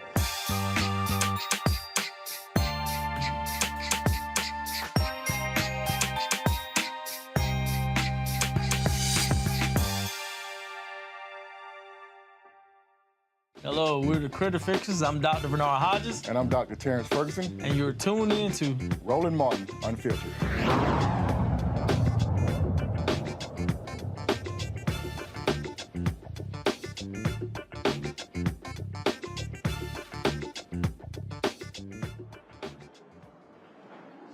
A Georgia prosecutor's office withdrawing from criminal cases as a result of the decision by Atlanta to build Cop City.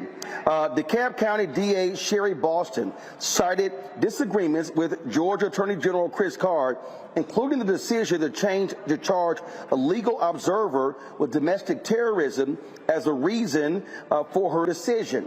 Now Card will have sole oversight regarding more than 40 additional cases connected to the Stop Cop City movement. Those people are facing domestic terrorism charges in connection with violent protests.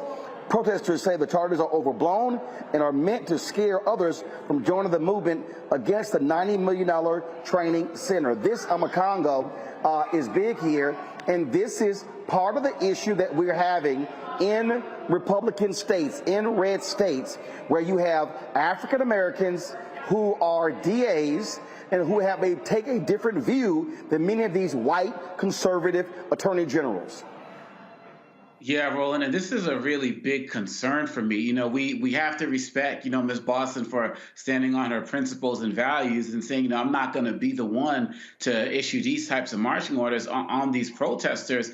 But then at the end of the day, they're left in his hands. And we saw how this worked out with Ron DeSantis and how he weaponized voting with former inmates who actually had the right to vote or weren't sure about their vote, what their voting status was, and the terror that was inflicted on the community. This is a country where the Senate and the House have not made domestic terrorism something that is, really on the books. They're not calling organizations like the Proud Boys and all of these other groups domestic terrorists, though they're doing it in places like Canada with American organizations. But here we see in Georgia right now, this is going to be the next example where this DA is going to use his authority to rain down terror on these communities. And who's going to be the people who are going to be out there following his marching orders? The same people who are going to be the occupants of Cop City. And so we have to figure out a way to continue to use, well, not figure out a way, we have to continue to use platforms like this to raise this awareness, because we have to start getting the attention of the Justice Department with these types of issues that are going on. We got to remember the Justice Department was founded, after slavery ended, right? And so we have to understand that there's a mission and a history that's there, that we have to keep doing this work to attract federal attention. And so I'm hoping that the Justice Department will see what's going on. You can't be charging protesters with domestic terrorism. We're not seeing any acts of violence, of murder, of threats, of people showing up at people's houses and vandalizing these things. Folks, and I know there's different levels of protests that are going on, but now that he's the main person in charge, this is just going to be a blanket charge. It's going to be thrown against everybody, many of whom I'm sure do not have the resources needed to actually fight the state. And so they're going to need support in that way as well. Julian. Cop City is an aggravation. It's aggressive. It's unfortunate. It's wrong. And this DA or whatever he is going at it the wrong way. Obakongo is absolutely right about everything he said about this, but it's more than that. What we have here is an attempt to weaponize land against people who need land, weaponize space against people who need space, weaponize in so many ways this police industrial complex against the people who live around there, and it's absolutely wrong. So as Obakongo has said, and I fully agree with him, I don't always fully agree with him, but I do today, I think that what we have to look at is how we push back on this and who pushes back on it, and whether the state legislature and others can push back on it, whether or not there's federal legislation to push back on this. This Cop City is wrong, and then to say that people who protest it, who have their First Amendment rights to protest it, are going to be essentially railroaded into criminal possibilities is wrong. We know that this is wrong, and I'm just disappointed. Atlanta is a city that is still majority Black. The city council is majority Black. Why did they do this? What are they thinking? That's the question that I have. All right, folks, I told y'all what was going to happen. Did I not tell y'all what was going to happen in this country when it came to DEI, when it came to CRT, that it wasn't just about CRT? I wrote about this in my book, White Fear, and I kept trying to explain to people what was going on. Now we're seeing it in Wisconsin. The legislature, the Republicans in Wisconsin are literally threatening to strip all DEI programs across the state. Of all the state's university system. Why? Because they're angry that state officials were defending DEI. Again, there are 180 related DEI programs, jobs in the state's systems, 13 universities, okay? So what are they trying to do? Affect their budget. They have, folks, a $7 billion state budget surplus, largely due to money coming from President Biden and Democrats in Congress. And so they say the university, the system could get $32 million back if they decide not to have DEI. Julian, this is going to continue to happen. We've already seen it in Texas. We've already seen it in Florida. Where Republicans are in charge and where Black people are, this is going to continue.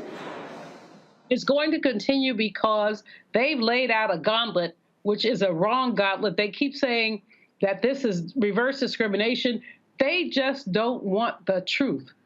DEI programs, if you look at them, I was just looking at a report earlier, it's really about white women more than anybody else. It's not about Black folks, Latinx folks. It's about white women being included. So basically, but these white women so are repelled by us that they will not get down with it and say, this is ridiculous. But more than that, the whole concept that you can't teach the truth.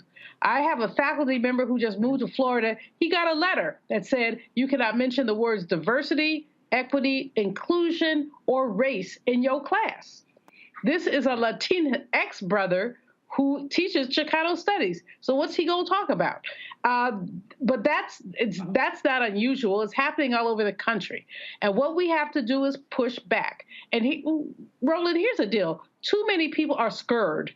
Not scared, but scared. And they're not willing to push back. Any member, any Black, brown, Asian, Latinx person who is a member of anybody's faculty needs to be a part of something to say, we're pushing back.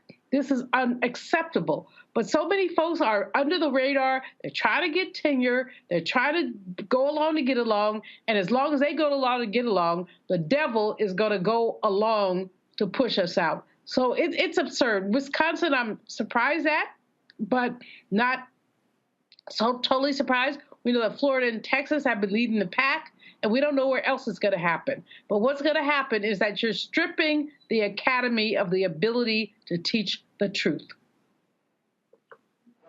McCongo, I'm not surprised Wisconsin is doing this because Republicans there, they have gerrymandered themselves into power, and they have been dominating and controlling, even stripping the Democrat governor of his powers.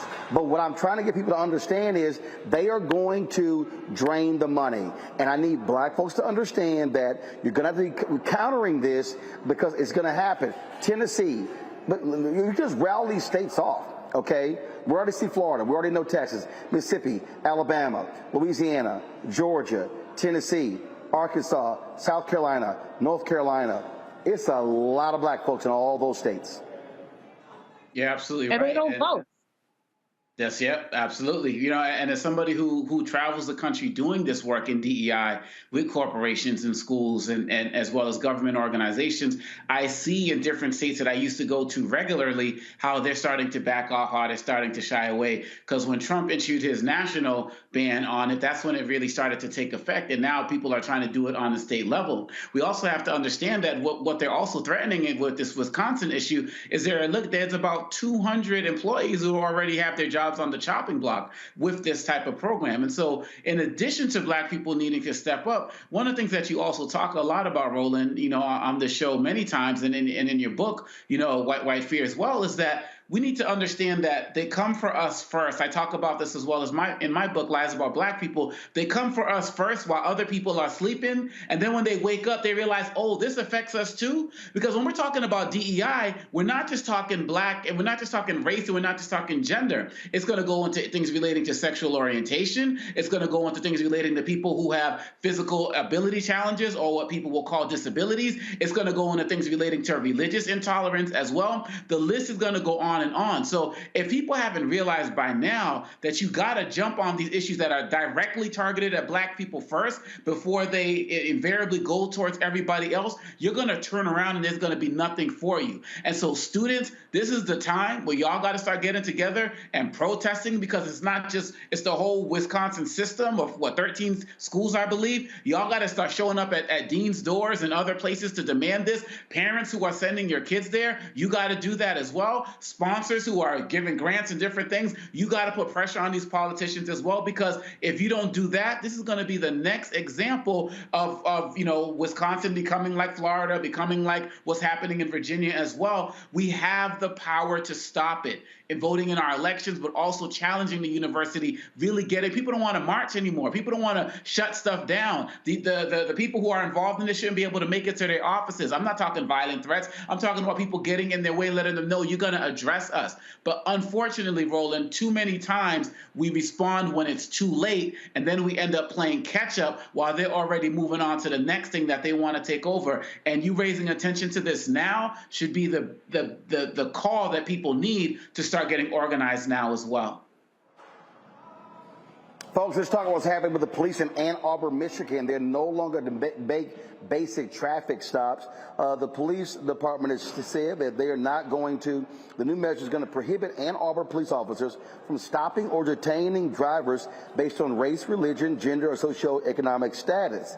Officers are also prohibited from stopping drivers based on equipment violation offenses, except when the violation poses an immediate risk of danger. The decision was made to build trust with the city's minority population and limit interactions with police officers. It comes just a day after the city council introduced an ordinance of the same policy to be written into the city code. It received unanimous support in the city council meeting and is expected to pass when voted on in July. This matters, Julian, because we've covered too many of these stories where traffic stops, basic traffic stops, escalate. I saw a video the other day where a cop stopped his brother and said that he made a legal lane change, but then said he stopped him because the air freshener that was hanging from his rearview mirror, he said the law says there can be no obstructions for the driver. An air freshener. An air freshener. You know, Roland, we've talked about this time and time again, the issue of why you stop people and what it's about, and discretion, your discretion. So these police officers are using their non-discretion to just stop black and brown people because they feel like it, because they want to, and they get away with it. So any move to say you don't stop people behind bullshit excuse my language, behind bullshit is unacceptable. And if we stop these pulling over people for minor offenses, the number of people who are harassed, beaten, tased, killed will go way down. It's just an absurdity, and the discretion issue is the issue. Who gets discretion to stop who? Omakongo. This needs to be national policy. I mean, the fact of the matter is, all of us, no matter our background in academics, professional, journalists, whatever, we know our hearts still can skip a beat when the cop rolls up on us. And we also know that there's been financial incentives in many of these counties in terms of pulling people over to raise revenue as well. But in this day and age, when you got cameras everywhere, it's so easy to get people's license plates and send citations to people. That is what needs to happen right now, because as we said, too often this ends up in a violent situation. But let's also be mindful of the fact that just coming off of your story with Wisconsin, where this is what happens when you have a state that's run democratically from top to bottom.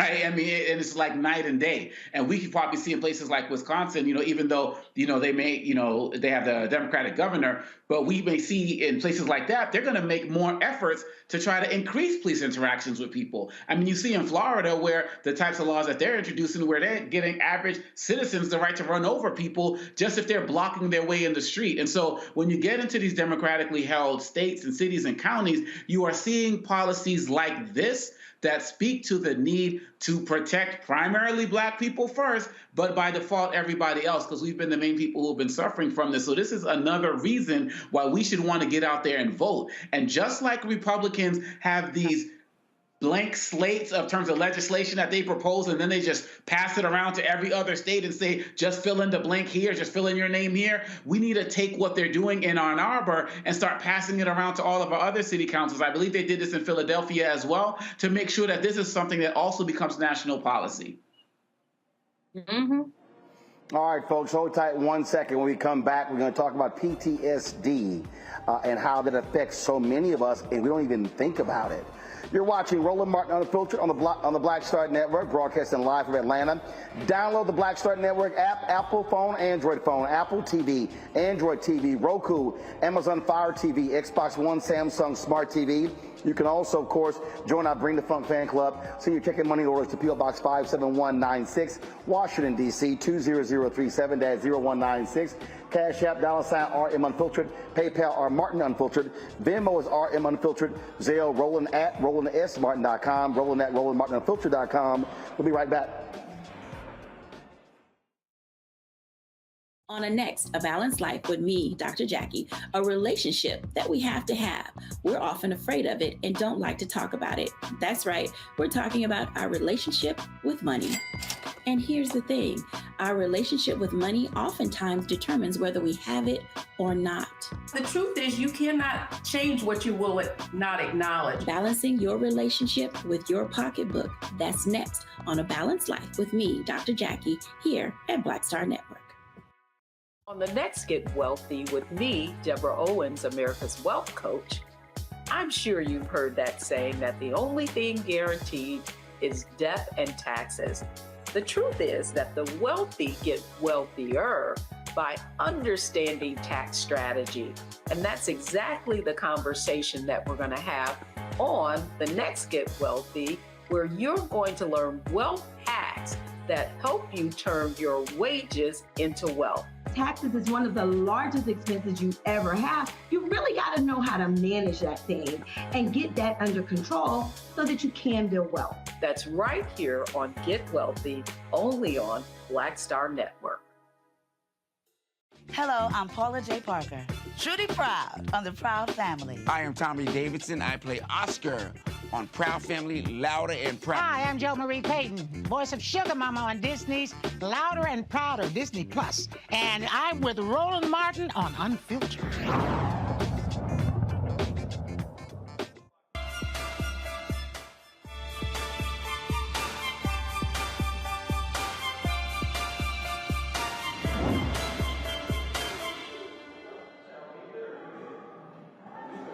Folks, June is PTSD Awareness Month. It is an issue a lot of people they really don't think about. We don't think about this in terms of veterans, but the reality is anybody who has had to deal with any type of trauma suffers from PTSD. Joining us right now to discuss this is from Texas, Dr. Estrelita Bruce, a licensed professional counselor. Estrelita, glad to have you on the show. Again, when we talk about PTSD, we only talk about this in terms of veterans, but again, folks who have been sexually assaulted, folks who dealt with other forms of abuse, domestic violence. There are multiple types of PTSD. Absolutely. Thank you so much for having me, Roland. I really appreciate it. Well, PTSD is a post-traumatic stress disorder. It develops in some people who have experienced, as you mentioned, very shocking, scary, or dangerous events. But before we discuss PTSD, because the trauma is post-trauma, so it's important to understand what trauma is. And so the definition of trauma is anything outside the normal range and usual ability to cope with stress. So when you think about trauma, it's something that is unexpected. And so if you think about what is actually within the normal range, think about those everyday life stressors, having to deal with traffic or even having to meet deadlines. That is something that is usually within our normal, usual ability to cope. But when you think about something that's outside of that range, such as the things that you mentioned, when we're talking about abuse, we talk about war, even vicarious trauma, something that we can actually witness. These things can truly impact us in such a way that those traumatic symptoms do not go away. And so it impacts our everyday lives. And so with that being said, this is where a lot of us can be diagnosed post the stress, post the trauma, because it's something that is very difficult to manage. Well, I'll tell you. So I'd love to get your thoughts on this. So how about this story out of Chicago, which got lots of attention over the weekend, where this man started viciously beating this black woman in a restaurant in Chicago. Her son goes out to the car, gets a gun, comes back, kills the man. This caused lots of drama on social media because they initially charged the son, 14 years old, and the mother with murder. Decision was made today to drop the charges against him. That's one thing. Imagine that woman and that child, they're going to have to deal with PTSD over this incident. Absolutely. That is so unfortunate that happened. And if you think about the altercation that happened, the reason why, not saying that it's the right thing to do, but when you think about in those moments of fear, we all have that kind of natural fear built inside of us because it's our way to respond to danger. We can either fight or flight. We can either fight or we can either flight as in move away, or sometimes we often freeze. But in this situation, there was certainly a fight that happened that ensued. And unfortunately, there was gun violence. But even in that situation, the child was definitely scared for his mom. And so his natural defense is to protect her.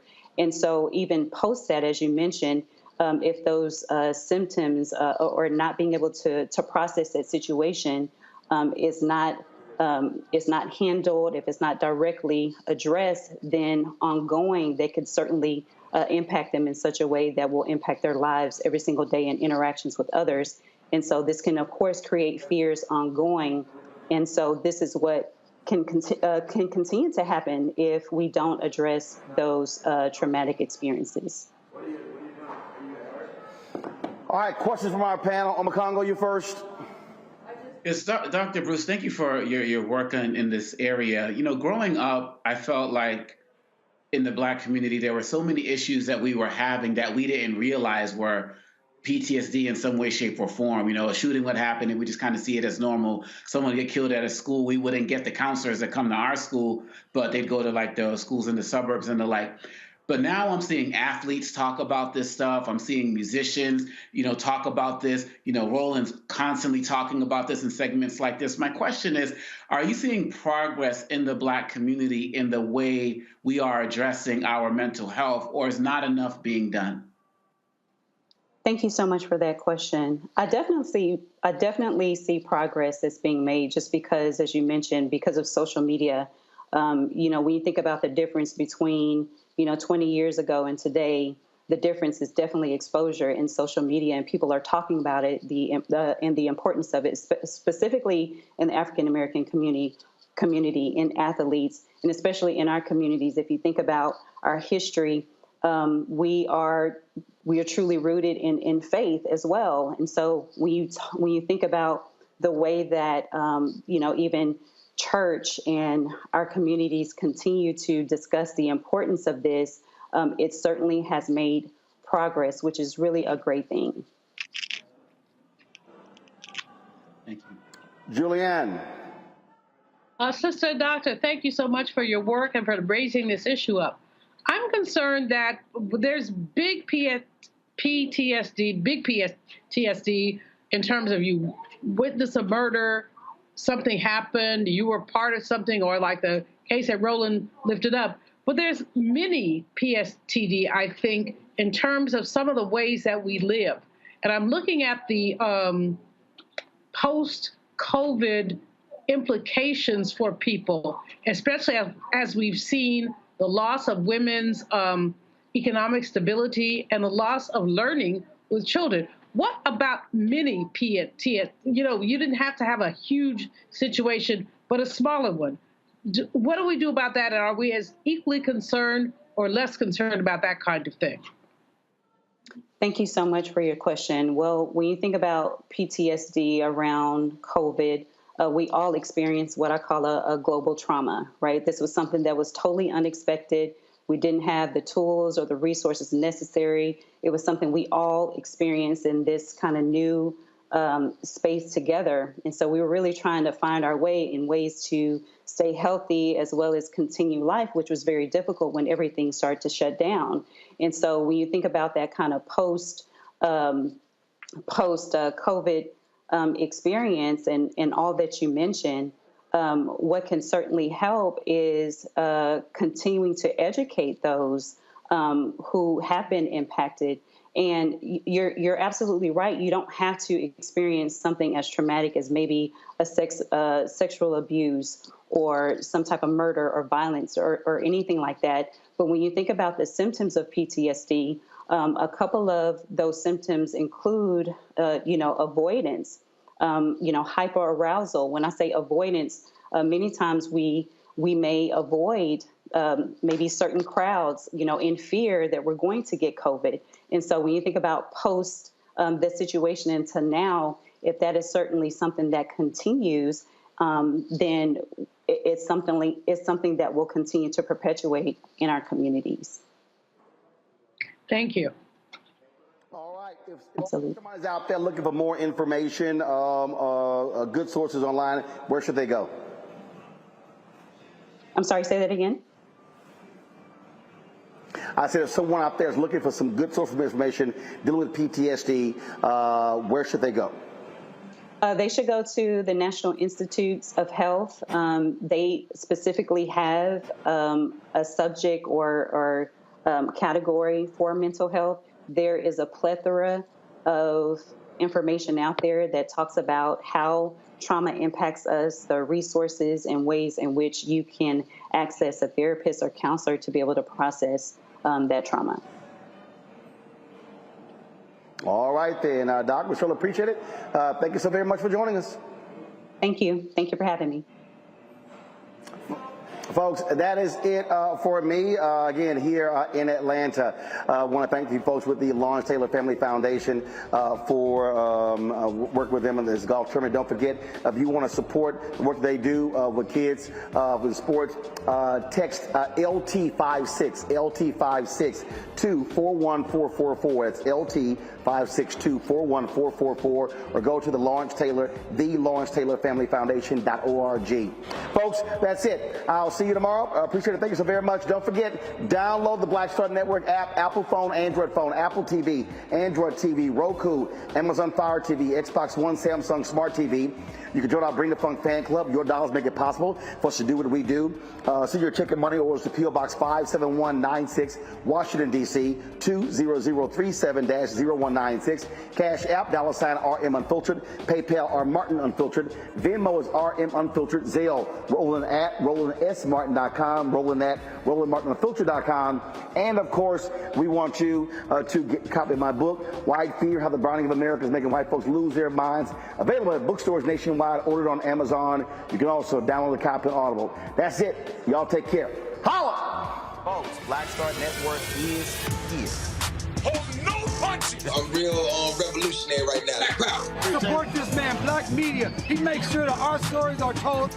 Thank you for being the voice of Black America, Roland. Stay black. I love y'all. All momentum we have now, we have to keep this going. The video looks phenomenal. See, there's a difference between Black Star Network and black-owned media and something like CNN. You can't be black-owned media and be scared. It's time to be smart. Bring your eyeballs home. You dig? Pull up a chair. Take your seat. The Black Tape with me, Dr. Greg Carr, here on the Black Star Network.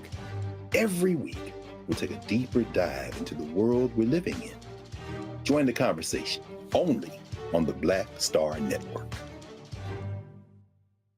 Hi, I'm Dr. Jackie Hood Martin, and I have a question for you. Ever feel as if your life is teetering and the weight and pressure of the world is consistently on your shoulders? Well, let me tell you, living a balanced life isn't easy. Join me each Tuesday on Black Star Network for a Balanced Life with Dr. Jackie. We're all impacted by the culture, whether we know it or not. From politics to music and entertainment, it's a huge part of our lives, and we're going to talk about it every day right here on The Culture with me, Faraji Muhammad, only on the Black Star Network.